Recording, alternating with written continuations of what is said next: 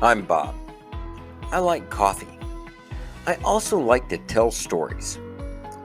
So, here at the Bobcast Coffee, it's time for a coffee break. So, take a coffee break with me and pour yourself a cup of your favorite Joe. By the time you're done with your coffee, you'll know something about me you really didn't need to know. But you'll have fun learning it. Just remember, my stories are true. For the most part.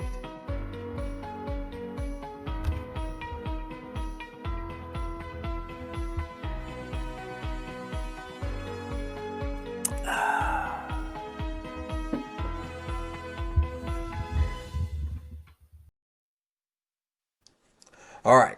Welcome back to Bobcast Coffee. This is going to be episode 72, my interview with Joe Whitbeck. The conclusion. I'm giving you the warning. Right now it's a tad long, but I think it's worth every minute. So let's see what Joe has to say today. Wow. So Bob and I were next door neighbors. We went to junior high together. We Back went in to the high school Alamo. together. So, when my parents got a divorce, we left that house. And remember, we ended up in a condo up on the top of the next hole Yes, across from the baseball fields for a while. which actually was a And pretty nice location. I mean, you guys had a oh, oh yeah, nice we spot there. we overlooked the green. It was really nice right there. Yeah, it really was. The next door neighbors were really nice. It was easy on soccer and baseball practice because we literally walked across the street. And that's when we became, um, we had a different set of friends. Geography wise, Oh yeah, brings friends. Even though we didn't not be friends, you would have to come down those holes and go fishing with me at the par threes from time to time. We got into that for a little while. That was interesting. You'd make me get up at freaking 4 o'clock in the morning to go fishing sometimes, and I had I had no concept of time when I was a kid. right. That's okay. I'm paying the Uh, price for it. I so I now get up early. I now Yeah. have to clock into work at 4 a.m. every day. Oh, wow, Yeah. wow. So Uh, so, but then we left and went to Oklahoma City. All the Whitbeck and Lovelaces, and my mom got an apartment in Oklahoma City, and we ended up going to Putman City West for a year. And Bob, I don't know if I ever told you, but going to Putman City West was like going to college. it's a Um, big that was a big school. oh, it was like of the Putman City schools, I think it was the largest at the time. I think Putman City North ended up being a newer school that was built because my stepbrothers went there, and I ended up playing golf against them. When I actually got but yeah, we went to Putman City West for a year, and then we begged our mom to go back to UConn so we could graduate. So my junior year, Todd's sophomore year, we get back, and you and I have a nice reunion, and we end up doing things together like speech and theater and all that sort of stuff. And I think you and I were on the speech team together for a while, and Yep. that's where I Speech, ventured to debate and speech. all that. Yeah, speech, debate, and theater. The Yeah. competitions. I'll have to do a podcast on those too. Oh yeah, you and I were we were on. Gosh, I think we were on the junior high, high school, and college speech theater and debate teams and stuff, and competed, all over the place. Had fun doing that. I Um, only did debate in college for one semester. yeah, I didn't enjoy it in college. It was hard. It was not. Uh, It was a different animal, and I was starting to get into ROTC. right, right. And So theater. and theater. Theater was a lot more fun than debate. There was a lot of traveling in college, and I didn't enjoy that either. Plus, Yeah. I was in a fraternity, and you were not in a fraternity, and so that kind of separated us Well, when we got to college. well, it's kind of unique. I wanted to ask you that question. Um, I know what difficulties I chose for myself after college. But when you graduated, did being in a fraternity help guide you in a different road? Not really. What helped me was Dr. Newberger. You remember Really? Dr. Newberger? Rick Yeah. Newberger? Yeah. So he came to me, and I was always in the speech department doing theater stuff and all that, and so were you. And so we were always around there, and we were both pretty good in the speech stuff and in forensics and all that sort of stuff, and we were always working on something. And he pulled me one day and said, "Hey, what are you going to do after graduating?" And I said, "I don't know." He goes, "I haven't really thought about it. I was thinking about a college, graduate degree." And he goes, "Well, come sit down with me." And I did. And he goes, "I got a buddy up at Oklahoma State." And he goes, "I think you've had some fraternity brothers go there." And at that time, Tony Anderson and Yeah. another friend of mine ended up, you remember Tony, Yep. uh, um, ended up going up there to that program. And he goes, "Hey, I want you to go check it out." He goes, go see those guys and go talk to them about it, because I would write a letter of recommendation for you to go there if you want. So Dr. Um,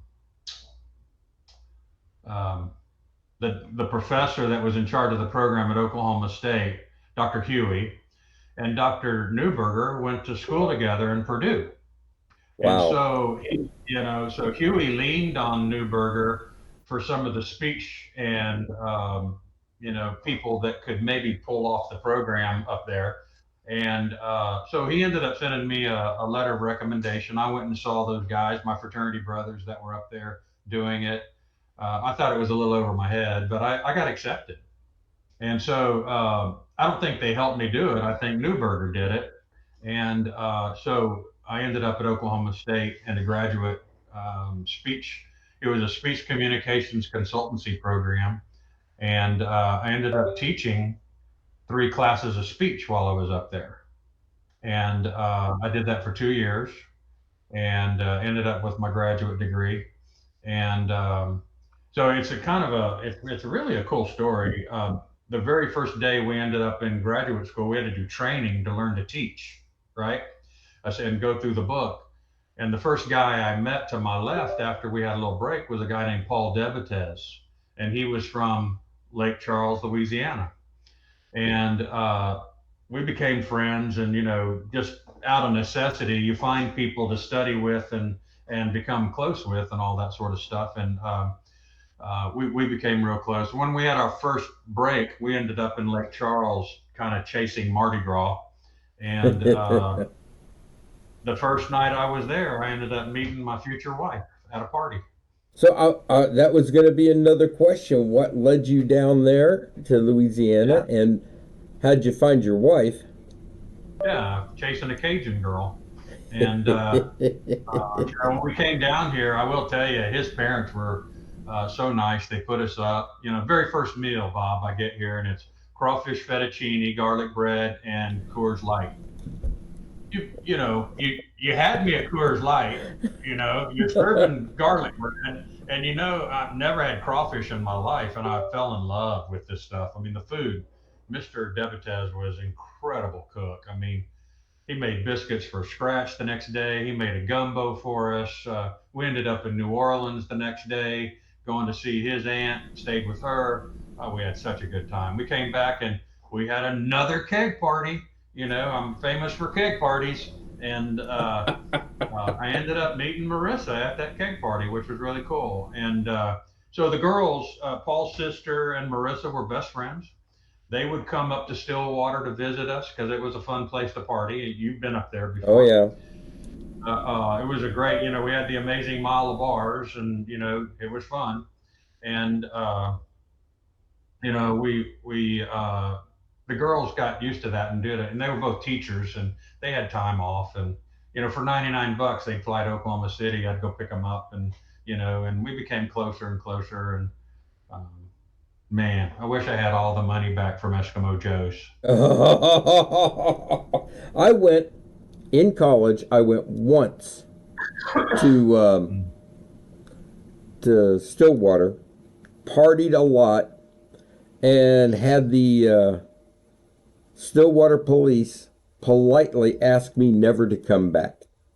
Dude, you didn't have any luck with police, did you? Oh, listen, Holy cow. the amazing thing is how little time I actually spent in jail. It's more like I would do something and the cops would look at me and say, I can't believe he just lived through that. Let's cut him a break. Oh, wow. But So we were, I had no plans on going to college. Say, you remember in high school, our senior years, we cooked pizzas together at yep, Ken's Pizza. for a while. And then something happened that summer because I cooked pizzas at Ken's, and then during the day, whenever we graduated, I don't know how we got out of high school, but we did. We oh, Bob, the ACT story. The ACT? Oh my goodness. How about graduation night? What was that? May 15th, 1981. Graduation. You remember where you? I remember too much of that night actually. We started out in Surrey. So right. And We graduated, and the mayor had a party for our class, right? Yep. Except today they have these things called project graduation. Right. And they make a safe environment for kids to celebrate and blah, blah, blah. Our mayor just blocked off like 1 block circle around his house and said, once you go in, you don't come out. The parents sponsored it. Yeah. It was a freaking keg party. And we had barbecue. How many kegs did we float? I think it was 6 or 8. And you ended up in the top of a tree. Yeah. Because the last time I saw you, you were in a freaking tree, and I walked underneath you, and you scared the shit out of me. I remember that. And I was walking back to our house, which was not very far, because my mom at that time had a condo behind Walmart. It wasn't very far away from that subdivision. And I stumbled home. And I remember early in the morning, you knocking on my window, on the back window, and waking me up. And I opened up the window and I said, what are you doing? I said, do you need to come in? He goes, no, dude, we're taking the ACT test in like 3 hours. Get a shower. And I was like, oh, Jesus, you're right. I said, how idiotic were we planning our ACT test on like May 16th, the day after our freaking. I was so brutally hung over. Oh, dude, it was horrible. The scratching. I remember you came by and picked me up in the Fury, and we went to Nazarene University, right? Yep. What is that right? Am I saying that right? Yep. Nazarene College, or whatever the hell it was, in Bethany, and we both stumbled in and checked in, and the proctor was there and handed us our test and said we couldn't leave, and I think both of us started getting really yellow really quick. And I looked over to you and I said, dude, I'm not going to make it. I'm not going to make it. And I remember I did pretty good on the first book. I did okay on the first book. I don't remember what it was, but there were like 3 or 4 books we had to do. And I knew I wasn't making it through the second book. And I looked over there and I started marking C on everything. Just plow through. I filled it out. And I remember the little proctor girl was looking at us going, what's wrong with you? And I'm telling you, I wanted to go to the bathroom and throw up so bad. And I'm pretty sure you did too. Oh, yeah, I think if I remember right, I did after the test. Well, I didn't make it through the test. I got the first book done and I filled out the next 3 and I turned them in and I said, I got to go. I'm not going to make it. And she goes, what's wrong? And I said, I'm sick. And I don't think you were very far behind me, honestly. Because I waited for you a little bit, but I did my business and we were done. Bob, I remember this vividly. I made an 11 on my ACT. An 11. An 11. 11. And I remember because I graduated high school with like a, I don't know, 3.3, 3.2 or something like that. And, I wasn't going to college. I remember that. I was kind of verbal about it, right? But I ended up working at Sanders Office Supply my senior year after we graduated. And I think I got a little loud one day, and one of the salesperson heard me saying, "I'm not going to college. I don't have any money," and blah blah blah. And he came out there, and I swear to God, he hit me on a day that just I'll never forget.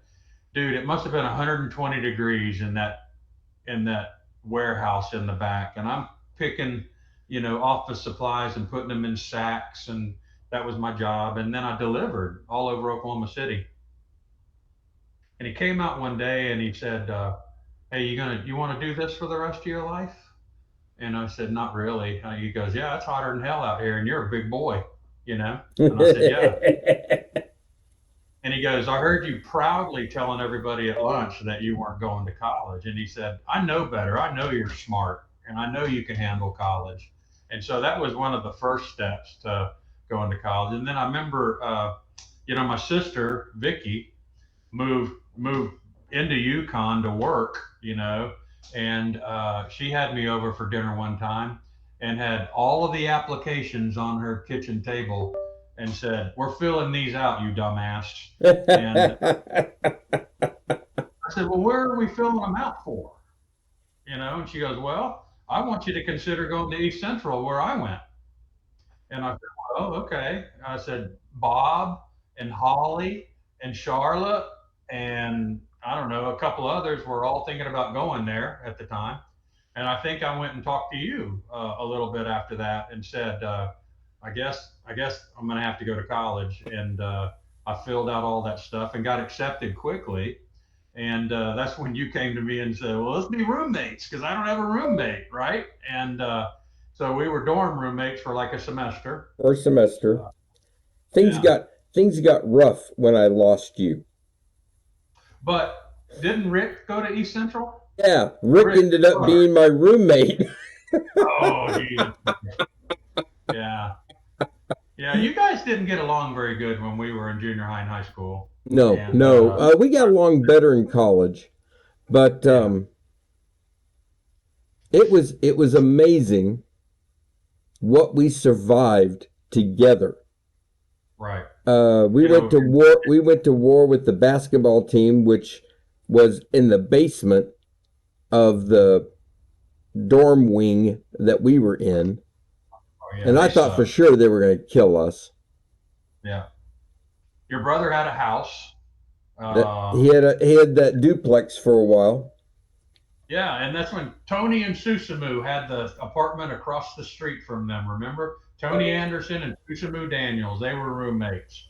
And I'd go over there to watch TV from time to time because Susamu was smart enough to know how to steal cable. They never paid for cable. But that's what got me dragged into the fraternity is that I think Tony invited me one day, and this is a funny story. So you wouldn't go. You were No. not going to become a fraternity boy. You were getting into ROTC, Yep. and that was the beginning of our separation for a long Yeah. time. And Well, the I went down there. military took me down a weird, weird road. So, Yeah. Well, the party ended up being at their, it was a lounge. It wasn't even a fraternity house. And I walked in and it was a meet and greet for, that fall of 81. Goddamn world. yeah, we And are. um, I walked in and they said, "Yeah, we're going to have a little party here." And they had this cool big screen TV on the back wall. And it wasn't on. And I said, "Well, man, that's a cool TV. I've never seen one like that before." And it was expensive. I think it was $3,500 back then. Dude, they had to get a loan for it. I ended up being the treasurer of the fraternity, and I had no. And what was cool was the day before they had cable brought in. They bought the TV and they put a big pit, a pit group right in the front of it, and they were having a party. And the very very first thing they showed was MTV, and the whole party was around MTV's debut, and I got to watch Video Killed the Radio Star Sorry. live. Live. Oh, wow. Now that's a great memory. We sat there and watched this MTV logo for a while, and then it came on, and they were all saying, "Hey, we're a new video, music award, kind of thing," and it was really cool, and we were all stopped and listening, and they played a thing. That TV was not allowed to come off of MTV except for two things. Two things. So you remember in Pontotoc Hall, the fraternities were always next to a sorority. Right. And the Alpha Gamma Deltas were right next to us, and they were our sisters. We were really close to those girls. Well, at 3 o'clock in the afternoon, Monday through Friday, what was on TV? Clock would have been. I don't know. I didn't get to watch a lot of TV. All My Children. Oh, the soaps. So we would turn All My Children on at 3. The sorority girls would come over and sit in the pit group with us. And then General Hospital came on at 4. Yeah. 5, we all went and ate, right, at the dorms. And dude, you know how many people got dates and ended up getting married on that pit group and did other things on that pit Pit group? group. But I'm gonna tell you, that was sly, man. What a fraternity thing, to draw the girls in. Because we'd have Chios and Zetas and we'd have Alpha Gams. And that was a great way for us to meet girls, that was really clever. And then at 5 o'clock, where did that TV channel get changed to? Right back to MTV. That's right. Another great memory was just doing theater with you at East Central because we did everything together. You and I were so into technical theater. Yeah. We, Working I'm sure in we the both, dungeon. I'm sure we both have at least a minor in theater. Yep. I'm sure I do. I'm sure I do. I We took so many classes, and you and I built so many psych walls and things in the dungeon. It was so cool. You signed your name on the wall? Oh yeah, Yeah. yeah. I put mine right underneath my uncle's Oh really? because my uncle Your Bob uncle? went to East Central. Oh, did he really? Yeah. Wow. Yeah, the dungeon's still there. I got a few friends from theater. You remember Lee Turley and Yeah. a few of those other girls. They teach theater. Lee is a theater teacher down in Ardmore, and so she's been up to go to shows and stuff. And whoever the professors are, let her go down to the dungeon. All of our stuff's still on the walls down there in the dungeon. Wow. 40 years later, all that stuff down there still. I mean, my gosh, you and matter of fact, I think my freshman year I got the lead to a play. Remember the adding machine? Yeah. You remember that? That seriously was one of the coolest technical theater things we ever did together. You remember Dr. Schauhorn built an adding machine Yeah. because I had to climb all over that sucker, in my weird psychological state because I was a CPA that couldn't stand his job. And, it was so interesting because I had so many freaking lines in that thing, it was so hard to memorize. And I got so lucky, man. I had the leads to several plays. I did that, um, the Scrooge. Yeah. We did the Ada Community Theater in the summers. Remember Yeah. that? I never did Ada Community Theater because I ended up being either doing ROTC or National Guard or You were gone in the I was summers. gone in the summers. Well, remember at the end of Adding Machine, then remember on Sundays the matinee was the last show, Yeah. and the people from the audience could come up and see the stage and visit all the characters when we were in makeup and costumes and stuff. And I remember meeting Roger Harris out on that Sunday afternoon. He made a beeline to me and a couple of others and said, "Hey, I want you to come read the news for me. I'm starting a news station over at the radio station." And I said, "Yeah, that's great, okay, because I have like 3 jobs. If I could remember, I managed the pool hall Yep. underneath the student union, and I was a dorm guard, and I don't remember what the third one was. Oh yeah, we did pizzas at Mazzio's. We Mazzio's. did that. Oh God, Well, that's I did that until I got my ass fired. well. There's another story about Mazzio's. Don't let me forget before we hang up. But you know, I ended up being a radio personality for 4 years. You know, and I did the news for a year, and then they moved me up to being uh, a DJ, and I did that for a year. And then my senior year, because I went 5 years because I was stupid enough to change majors, and ended up working at K10 doing TV, and that was fun. I did a lot of voiceover work. Um, Even whenever I came to Lake Charles, I did a lot of voiceover work, which was cool, and which kind of kept me in the acting thing a little bit, which was cool. And but um, those are great memories, man. I mean, that I will say that radio job kept me in school because I had to pay everything myself, and I didn't have a lot of help. Um, but did you ever have Dr. Brooks for American history in college? Dr. Yes. Brooks, Ed Yes. Brooks. He had a flat top. He was a real short guy. You guys probably looked eye to eye. Uh, you remember his format for that class? Really not. So we took it was American history, all right? And he was a real gregarious, short little dude and real strong-willed. And remember, we had 4 tests, and those tests were harder than hell. They were 2-point tests, and we had like 50 questions. But you remember what would happen after the test? He would let us debate. He would let us get up and argue for points for the whole group of classes, and we were on the debate team. It was a good And time. I remember I that. remember it was my freshman year, and we were in debate, and I thought, well, hell, if anybody can get 2 points on this test, I mean, by God, I need them, because shit, I make a C or a D on that first test, and then I'd find a question that I could research and see if there was another answer for it.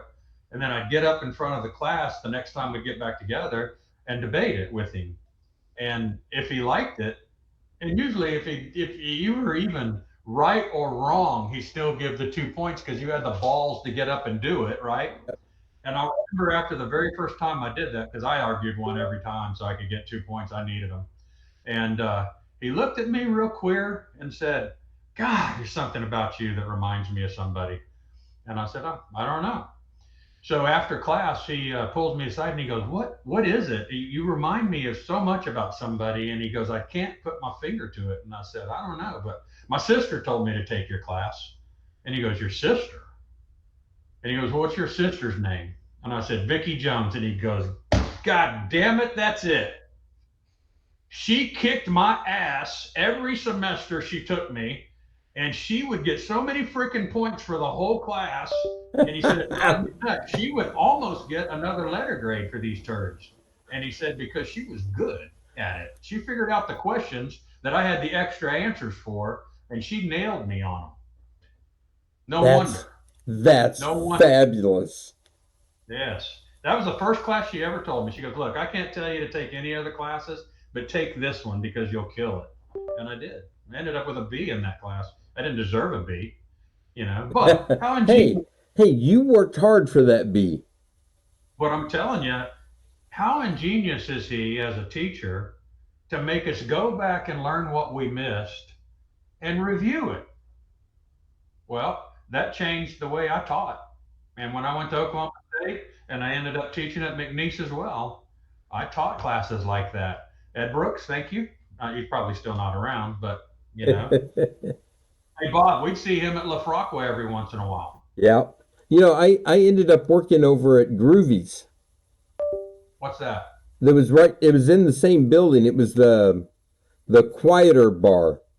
When you first walked into Groovy's, there was a door that took you to a bar this way, or you went back to the big bar in the back. I don't remember.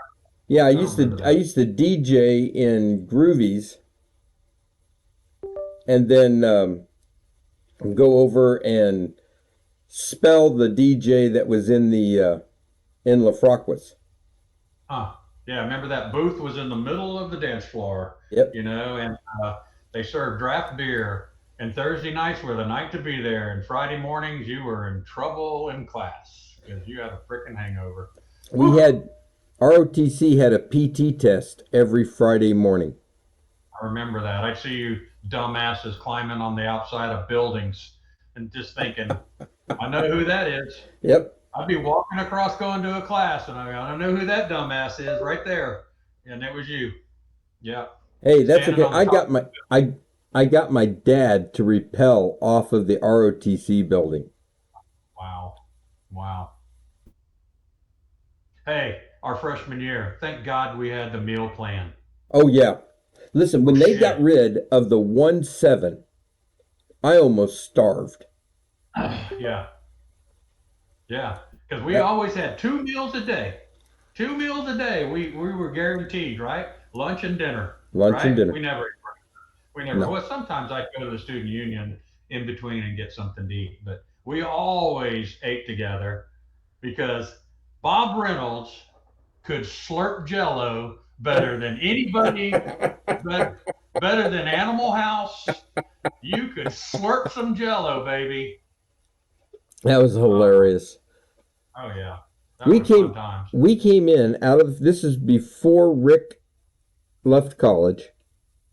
We came in from a weekend with ROTC out in the woods. And we've got like half an hour before they closed lunch on Sunday. They had that big brunch thing that they would do. And we walked in, we are still camoed, mud caked uniforms.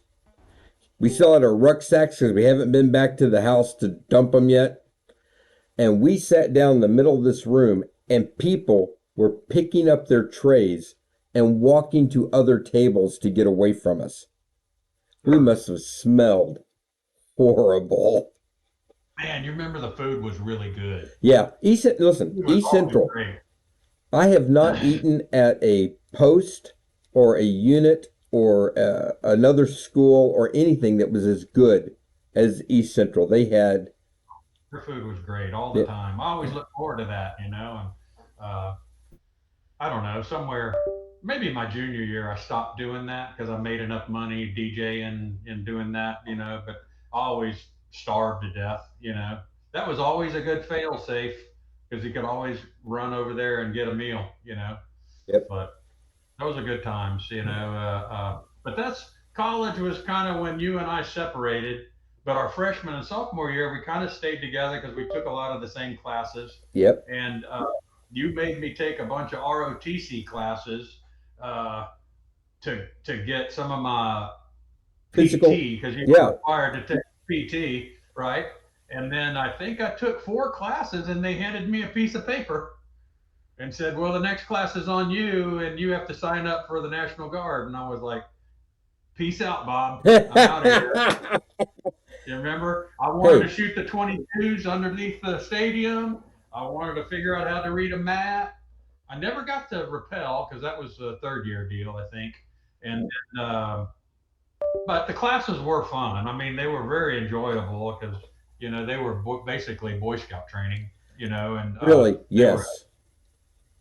and literally we had at East Central, and I think they still do. They have a gun thing, a shooting thing down underneath the football field, a gun range, right? Yep. Where you shoot 22s and stuff like that. So good times, good times. All right, we're running out of time on this. It's going to cut us off here in a few minutes. Yeah. So you had a story about Mazio's. Yes. So you and I, our freshman year, worked at Mazio's because we had experience. We were Ken's people, Yep. and I think Ken's franchise owned Mazio's at the time. So we got hired up real quick. We knew what we were doing. And I'll remember this my freshman year. I think you and I were working maybe together a little bit. And remember, there was a young girl that was a manager. I don't remember her name, but anyway, she came to me one Friday night, when we were slammed, and said, "Hey, uh, I need to take off a couple of days, and I want you to manage. I think you and I got to swap being managers. One would open and the other one would close, and we did that so she could take 2 days and go off and do her own thing. And we locked up and put the money up, and and closed the doors, and went on our merry way. But I do remember this. I don't know if you remember this. I was taking business classes at the time, and I got called, like we were in high school. And I was in some management class, and they said, "Hey, is Mr. Joe Whitbeck in this class?" And I answered yes, and he said, "Can you come to the administrative office?" And I was like, everybody's like, "Ooh." And I show up at the administrative offices, and there's two people from the Oklahoma State FBI there, OSBI. And I said, "What am I in trouble for?" And he goes, "Do you work at Mazzio's?" And I said, "I do work at Mazzio's." And he said, "Were you in charge of the last weekend?" And I said, "Yeah." And I said, "What's this about?" And he said, "Well, we need you to come with us, and you're not in trouble." And he goes, "We just need to ask you some questions." So, dude, they took me way out on the edge of town to some motel, and I was a little uncomfortable with that, but at least it was right next door to KADA, so I Okay. knew the area. I think I was on Pontotoc Road or something like that. I don't remember the names of all those roads. Well, dude, they started interviewing me because they said somebody stole all the money from the weekend that we locked up. I think you opened, I opened. and I closed, and I had to put everything in the safe and locked up. And then uh, the next day, Monday, I don't think I worked, and that was the day I got pulled out. You don't remember this? No, they never asked me any questions. So, well, I guess because I was in charge that night, and so they said that we need to ask you some questions, and we need you to be truthful, and we need you to take a lie detector, and you'll need to sign something that says you're okay with that. And I said, "Yeah, I didn't do anything wrong." So he goes, "No, we pretty sure know you didn't do anything wrong." And I said, "Okay." I said, so I was wondering where this went. Well, what happened was when the questions started being asked, I started putting two and two together, that the girl that was the manager and the assistant manager were gay and were together, and they devised this plan to put us in charge and leave us liable. They came back in and stole all the money out of the safe, but they were on video. They were shown doing it and stuff, and their fingerprints were all over everything. So they knew, but they needed somebody like me to tell them exactly what happened and what I did. And so I took a lie detector test. I never had to go to court or anything. They got busted, and I don't think I ever went back to work there because I got the shit scared out of me. And I was like, whatever, I'm done with this shit. I can't do this anymore. And that was like my last day at Mazzio's. And I don't know. I think you continued to work there for a Oh yeah, while. I worked all the way until they moved to the outside of town in that Yeah. really nice new store, and I got fired from there. Yeah, that was like in an old house, wasn't it? The Yeah, Mazzio's that it we was worked like out of? I lived in a garage apartment like half a block Right. down from Mazzio's. So you could be seen in the back roads of Ada walking through with your Mazzio's thing Yep, on. Yeah. Of every day. all the things at Mazzio's, I love their pizza. But man, we made some kick-ass open-face Italian sandwiches. Yes, yes, they And I don't. think between you and I, we made the most badass nachos in the oven and baked the shit out of them. Oh my God, they were good. Boy, you're making me think of some of the weirdest stuff. Well, Bob, good catching up with you, brother. Let me tell We you, got more stories. We got a shitload of more stories. we will do this again. How about the golf club going over into the water? Listen, You remember that? I've got a list of questions I was going to ask, never got to them. Never will. All right. I talk too much. Good. Hey, good talking to you, brother. Take care. Have a great day. Good seeing you. All right. Bye, See ya. Joe.